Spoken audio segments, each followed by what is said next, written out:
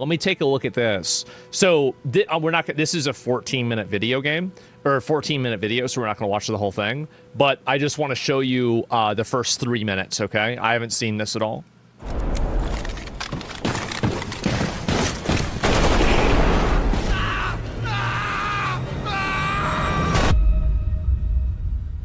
Welcome everyone. Today, we're taking a look at part of what we've been building for our next update. Locked and Loaded, releasing September 2nd.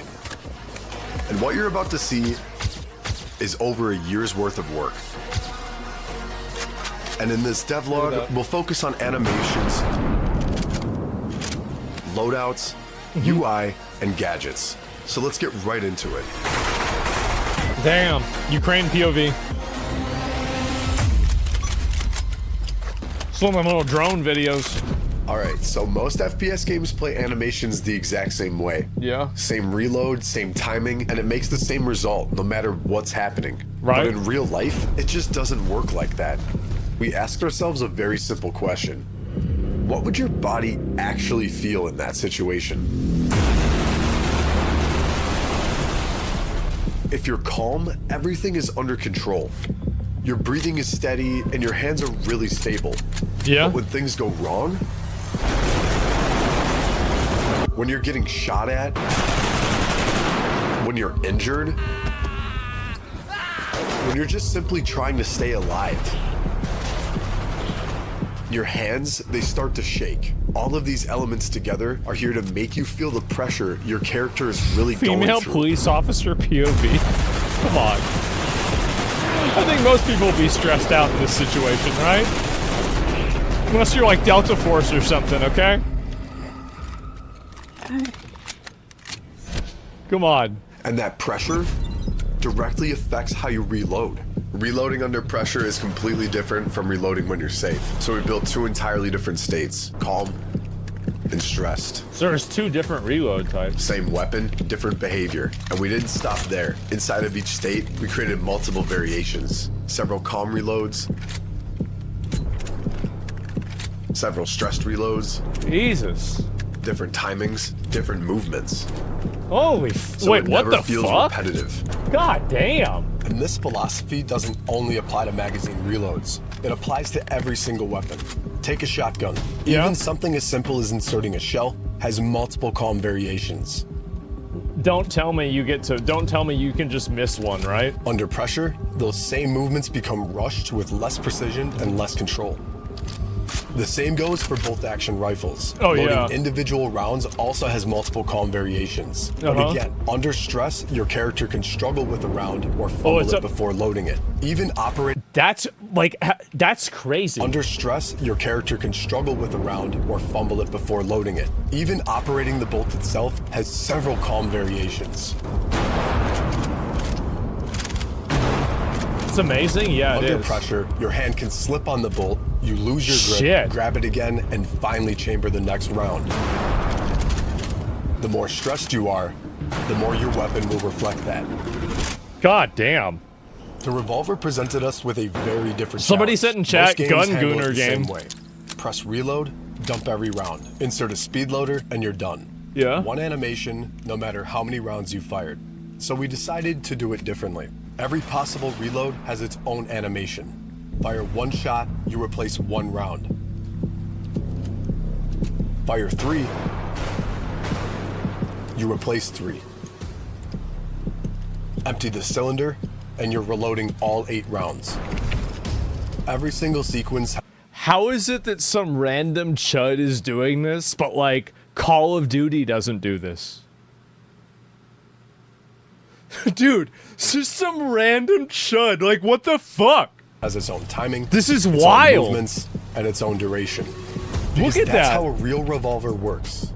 But it also changes the way you play. Because now for the first time, reloading a revolver isn't the same decision all the time. Replacing 1 round is much faster than replacing 8. Damn. So now, you better think before you reload. Every animation starts with a reference. Okay. All right. Our creative director, Leo, records the movement in real life. Got it. That reference is then sent to Tap Brandon, who then recreates the motion and brings it to life through animation. Yeah. And finally, the in-game result.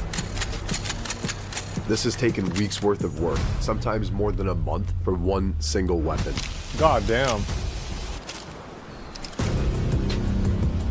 By the way, like, there are some people that think that this doesn't matter, and you're kind of right in a way, but what these guys are doing, it's like, think about it as like you're doing a PhD thesis on reload animations, and now the scope and the broader awareness in video games of what's possible has now been increased. Does that make sense? That's why I think you should respect it. Since the very beginning of Bodycam, and even before Bodycam existed, we've been obsessed with ragdolls. They've been How do people die? How can we make it to where people die in a way that's the best, right? Jesus. one of the most advanced systems in the project, and one of the most appreciated by the community. But despite everything we had built, we felt something was still missing. So for oh my God. I love it. The guy's bleeding out. He's blood everywhere. Oh, Jesus. years, we experimented with different approaches, and most of them failed time and time again. Oh, and that's wow. because balancing a body in real time is one of the most difficult challenges in procedural physics. Yeah. The terrain, the slope, the velocity. I think that's the why impact, they use the damage, actual and the motion location capture. Of every bullet landing on the player matters. Yeah. And after years of research and development, we finally found a solution. The stumbling system. A fully procedural self-balancing system with no animations, no scripted sequences, and the character dynamically tries to stay on his feet before collapsing. So they're probably trying to use like similar technology, the way that like, you know, like a Boston Dynamics robot like maintains its balance, and they're importing this into a video game, and then maybe they use like each different bone that's programmed, and then it has to recalibrate based on that's holy shit, man. I don't know if that's what they're doing. I'm just making this up. I'm reverse engineering it. The body could still realistically react. Like after non-lethal gunshots, shrapnel impacts, knife wounds, or any trauma severe enough to affect the balance, but not severe enough to instantly incapacitate.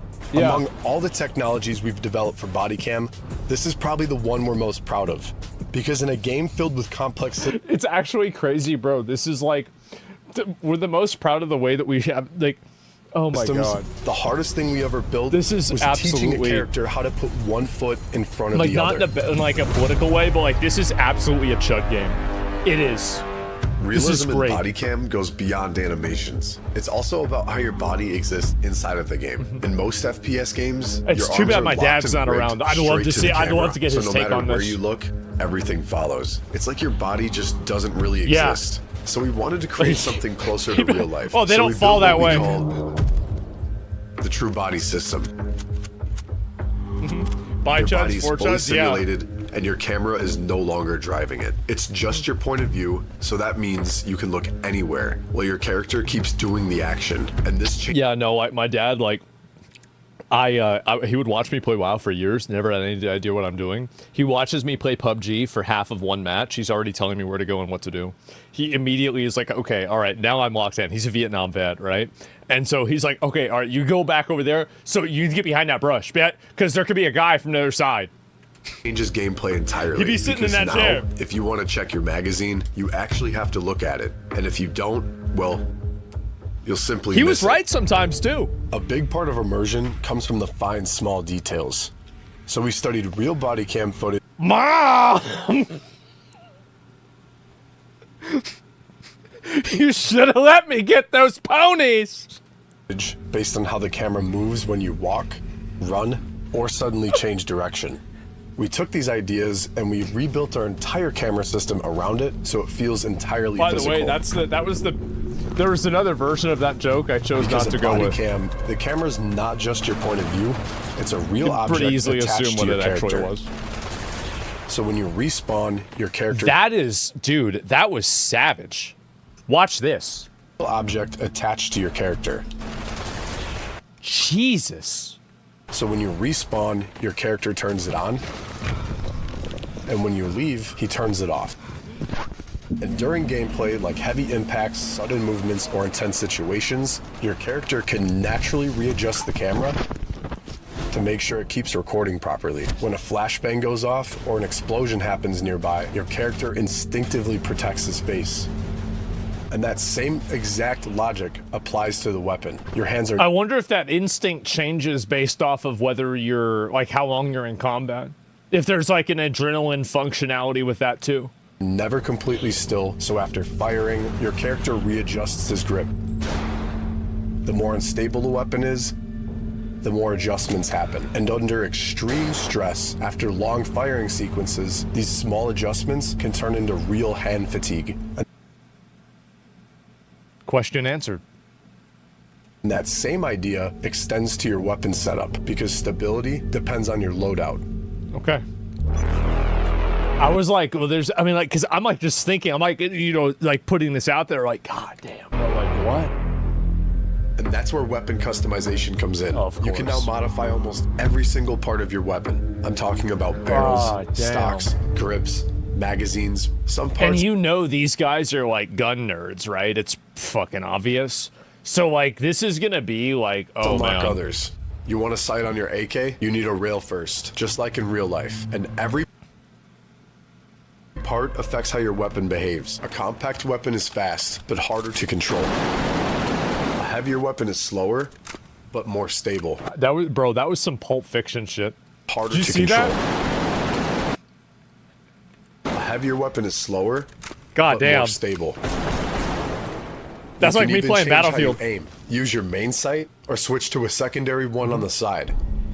See, I'm so glad he's doing that, because this is one of the things that, like, am I the only person that feels like whenever you have, like, because PUBG tried to do this, and, like, I know that, like, you know, Shroud would, like, flex on people and, like, you know, sideways his gun to, like, use his other sight, but I felt like it didn't really have a lot of functionality for an average player. Like, and, like, I don't even really think that you would do that normally.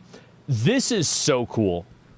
Tarkov has it? Of course Tarkov has it. But, like, I mean, like, having it be, like, a functionality that you're doing all the time. Yeah, the 2x and a 4x. I feel like it'd be... I feel like it was like a 3x and 8x, right? Like, that's usually what I'd see people Or do. aim completely without Or like a optics. 2 and an 8. But, yeah, who knows? One of the biggest dilemmas in first-person shooters... That's what I did, at is least. how to achieve magnification in weapon optics. These days, almost every game relies on one of Just, two like, listen to the way he's talking about this. magnification in weapon optics. Dilemmas in first-person shooters is how to achieve magnification in weapon optics. These days, almost every game relies on one of two techniques. The first and most common He knows. is simply by zooming the player's camera. Yeah. It's fast and extremely performant, but it's not at all how optics work in the real No. It's, world. The second one, mostly used in tactical shooters, is a picture-in-picture rendering. The game renders the entire world a second time from the optics point of view. This comes at a massive performance cost that can heavily reduce frame rate, make aiming feel much more rigid, and also cause bad quality optic view. That's why Bodycam originally didn't feature magnified scopes. Like many other studios, we believe that this performance trade-off was simply unavoidable. But Bodycam is built around realism, and we simply couldn't settle for a compromise. So after months of research, experimentation, and optimization, we finally found a solution.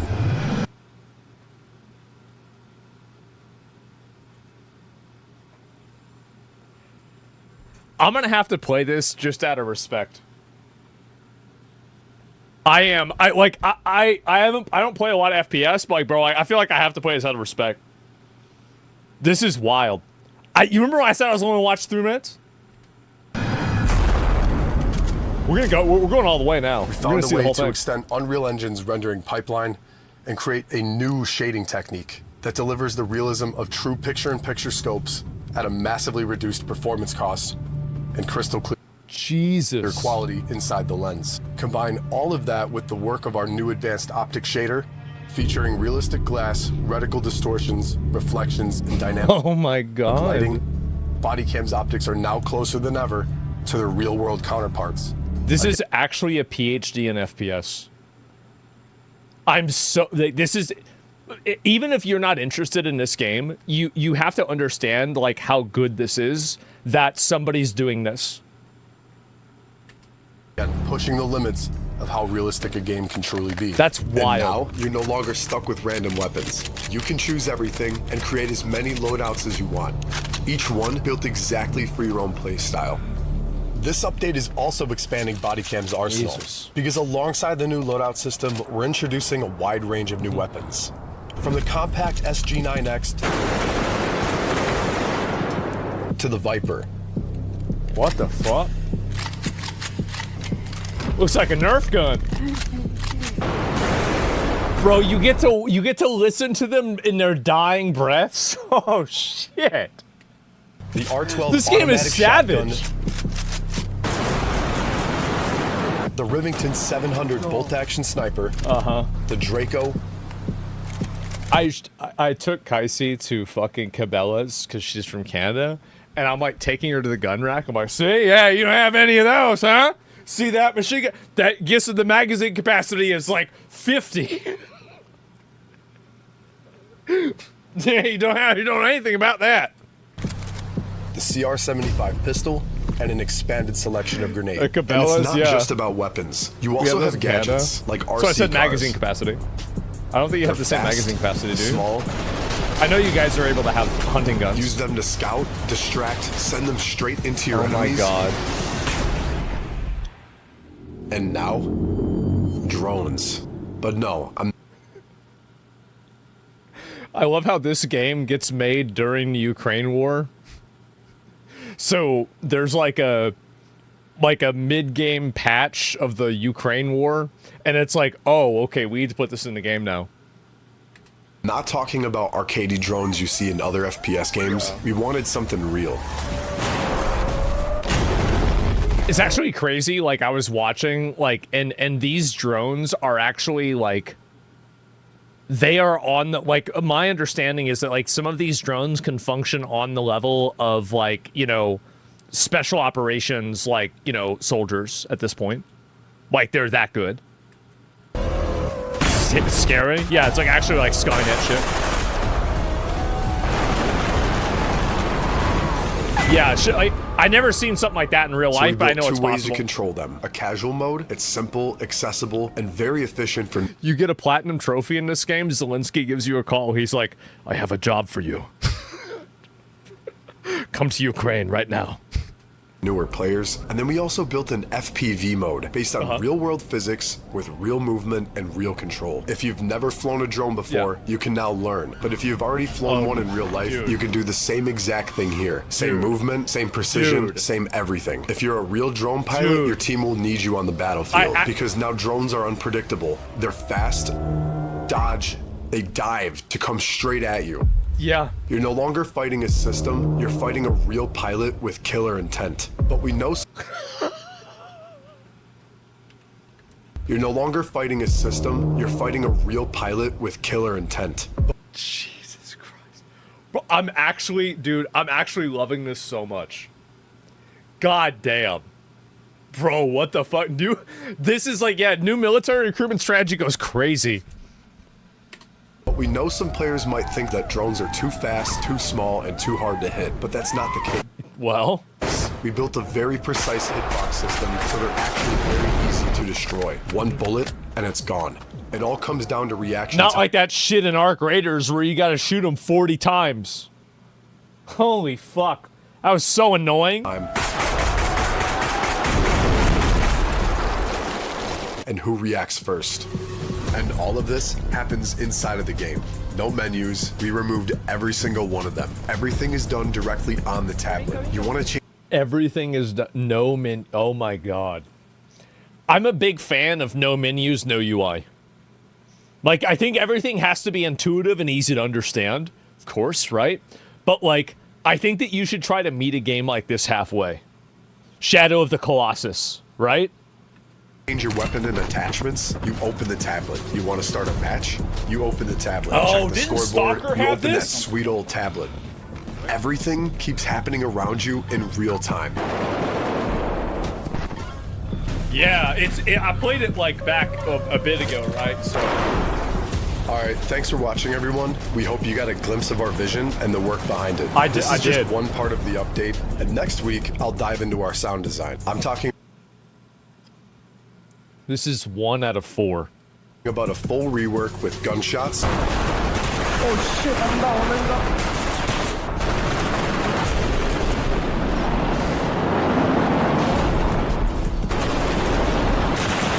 Oh yeah, bro. Footsteps and overall ambiance improvements. Dude, the guys from Unsubscribed Podcast should try to get the guys that made this game on their show. They 100% should. Like, this is actually so cool. This is nuts. Like, I've never seen something with this level of realism and attention to detail. Call Brandon, you should too. We have rebuilt everything to match a real body cam and the things they see and hear around it. So there's a whole lot more coming, and I'll be right here to tell you all about it. And until then, see you on the battlefield. Man, that is fucking awesome. How did you? Man.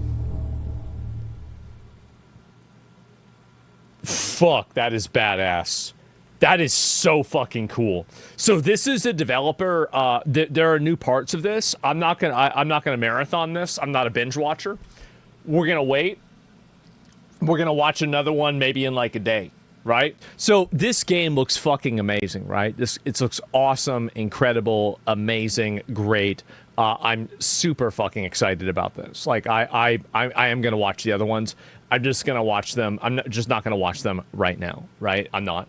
And so yeah, there it is. The game's only $32. Holy shit! Yeah, I've got to try that out and see what it's like. It's on Steam now.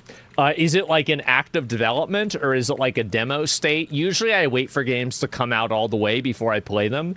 I make some exceptions for games that like really get like a crazy amount of hype. But like, if you guys want, yeah, it's EA, right? It's early access. So like, maybe I would try it out. Like maybe what we do is like we watch these dev blogs. And then if people really want me to lock in and just try the game out in early access, I could spend like an hour with it and see what it's like. Because I think it would be a cool video, especially if people really like the content on YouTube or like on Twitch, right? So like that's how I feel. So I'll play that out. Like let's play it out for a few days. We'll see what the other videos are like, gauge people's interest, and if they are interested, I mean, like I don't have a lot going on, right? I mean, I'm playing a couple of games, but other than that, I'm kind of just chilling. So maybe I will do that. Wait for the update. Well, I don't know when it's going to happen. I'll have to see. But if the update for all these features is going to be soon, I will withhold for that, right? I just don't know yet. And you're going to watch the FPS game show on the 3rd of September? I probably will, but like I don't know when that's going to happen, right? September 2nd. Oh shit. Yeah, then I'll play it then. Yeah, like so that means I got to watch the other videos and then I'll play it the day it comes out. I think that's what'll happen. Yeah, no doubt. It'd be sick. Visuals are insane. Yeah, it's doing better numbers than Marathon. Really? Like, no, there's no way it's doing better than Marathon. What the fuck? It's actually, dude.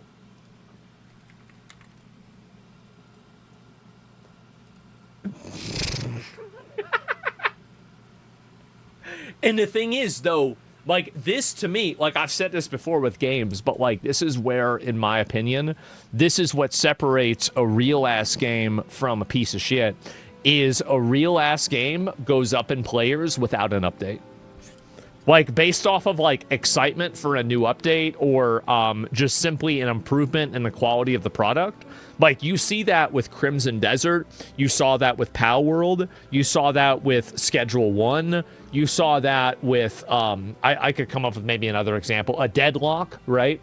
So, a lot of points on the graph that make that same line. Absolutely. Exclusive compilation on channel? I haven't seen that. I have no idea. But, like, getting mogged by body cam, this is a game in early access still. That's fucking insane, man. And Marathon, I mean, honestly, it's not even something good for body cam. It's just bad for Marathon. I'm thinking I might play this weekend. Like, what day is today? It's actually, yeah, it's Tuesday. Yeah, probably this weekend. Like, I'm thinking, like, maybe I'll try this game out just because it looks like it's a really popular game, and I think people would probably want to see something cool like that. I'm not like really, I don't know what to expect, but like whenever a big new game comes out, I kind of want to try it just to see what people are enjoying about it, right? Maybe that's weird for me to say, but I do. Like, it's not even as like a sheep thing. I just feel like, oh, if everybody thinks this game is really good, it probably might be really good. I downloaded this game, for example, last night. I'm going to play this after I finish a couple of other games. And this one was really, really popular. And some of my mods really wanted me to play the game. I just never really got around to it. So, you know, that's it. Good for viewership, maybe. I don't know if it will be or not. I have no idea.